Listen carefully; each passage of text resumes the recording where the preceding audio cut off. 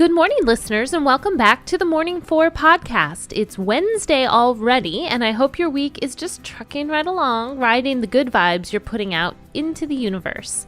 My week is going pretty well so far, in case you wondered.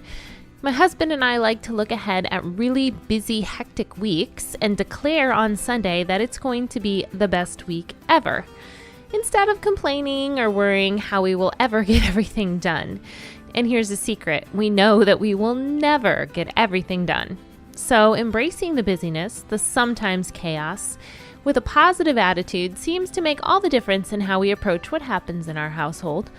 And I've stopped saying that I have had a bad day or week. Instead, I look at each of those perceived negative moments as something temporary and something that is probably trying to teach me something if I let it, of course.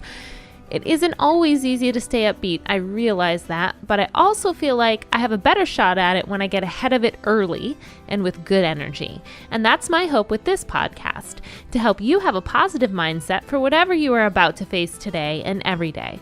So thanks for making me part of your morning routine. And if you like listening, be sure to follow the Morning 4 on Facebook, Instagram, and YouTube. I post links to the show as well as the daily affirmation and more. I'd love to see you on there sharing your stories and good vibes as well. So let's get to the matter at hand, which is today's episode. Let's kick it off with Number 1. Well, we already know the Earth is a very diverse place, and today is a time to celebrate it. It's the International Day for Biological Diversity, and it shines a spotlight on survival of as many species as possible on our beautiful planet. Of course, human interference and habitat loss are some of the biggest reasons that animal and plant species go extinct. So today is a good day to revisit your own sustainability practices. Heaven knows that I always need that reminder. And to consider how your human footprint is impacting your world. Number 2. So sometimes when I'm doing research for this podcast, I'm not quite sure what I really want to talk about. So I do some pretty broad Google searches using terms like fun facts, random trivia, or things like that.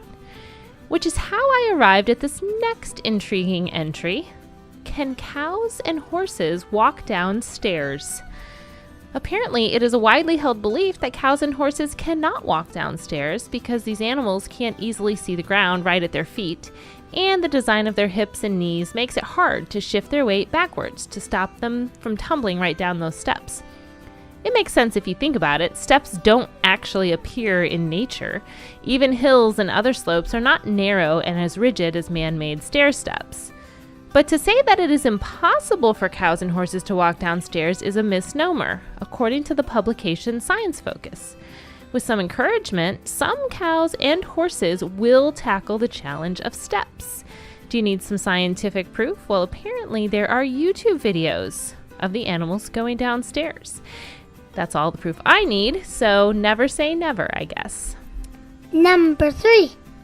Today's feel-good news story is sourced from WOIO News 19 Cleveland. Well, long before this podcast existed and before random acts of kindness went viral online, Bob Vortruba of Cleveland, Ohio, was sharing a message of kindness within city limits and beyond. This is the 12th year in Bob's quest to make the world a kinder place. He has placed large signs around the city and at busy intersections that remind people to be kind to each other. He also drives a bus that is pretty well known and easy to find. It's blanketed in quotes about kindness, friendship, and more. It has drawings. It's very colorful.